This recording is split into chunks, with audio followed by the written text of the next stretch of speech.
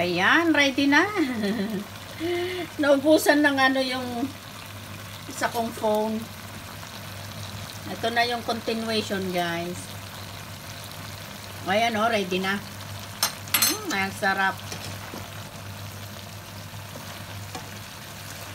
Ilang araw ko na itong kakainin. Ayan. O, di ba ang sarap?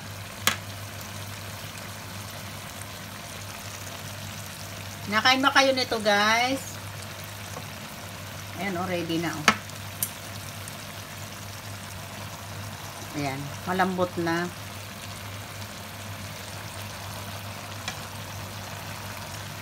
Patuyuin na lang ng konti itong sabaw para hindi naman nagmukhang sopas. Nagano na yung yung tubig. Nawalan ng battery yung isa kong phone kaya namatay yung yung phone. Kaya nakat yung aking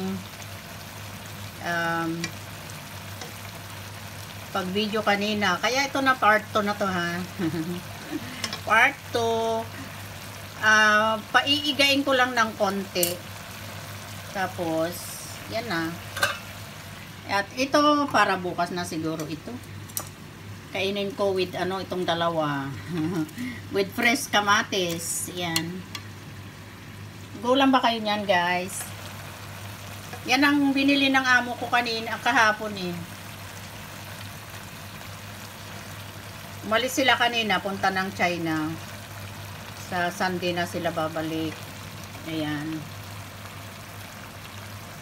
Ayan, masarap, guys, oh. Yung lasa ng isda doon na sa sabaw.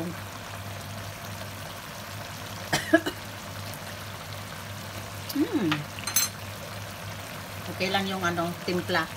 Asin lang yung nilagay ko, guys, kasi baka ubuin ako doon sa patis.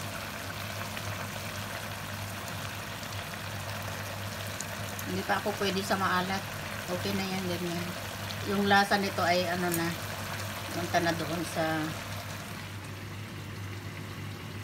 ayan. Tapos nag-reheat na lang ako din ng kanin, oh. Ayan, oh. Ay, ayan. Yung kanin. Leftover kagabi. Ayan, thank you for watching. Second round na ito kasi nawalan ng battery, nawawala sa isip ko yung yung phone kanina, hindi ko na pala na charge. Hindi ko napansin. Thank you for watching. Let's eat na. Thank you.